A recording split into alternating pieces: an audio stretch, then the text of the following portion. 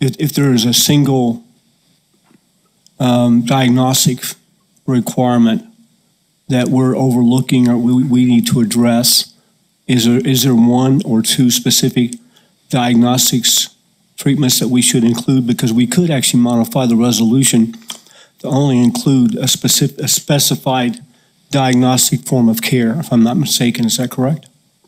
Madam Chair, Commissioner Reynolds, you can amend the resolution however you all see fit within the state regulations. I would have to do some research to find out if there is a diagnostic category that would be most important. Obviously, cancer and heart disease are leading causes of death, but we also have to be very cautious.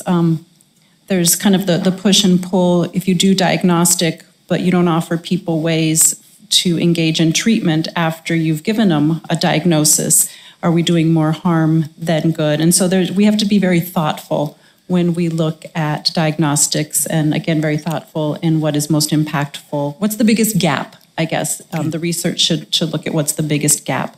And at this point, I can't tell you if diagnostics is the biggest gap, and within that category, what it would be. Ms. Michael, I know that from my wife's care, when she had cancer, that we had to spend $500 just to get the diagnostics care done. And if we hadn't had that, we wouldn't have qualified for some of the other care that she was given. So if it's specifically cancer or diabetes, and if we could actually narrow the focus of our funding to diagnostics for those two things, which are the most prevalent challenges we have, I would say getting the diagnostics also and having that paid for allows a lot of other funds to kick in that wouldn't be available without that diagnostic. So personally, I would feel really good about this board taking this extra $1 million and adding that to the indigent fund in whatever way we have to do it. Modify the resolution, make it diagnostic specifically for those two things, just something, okay? Because I know how many people cannot afford the $500 to have a diagnostic test run.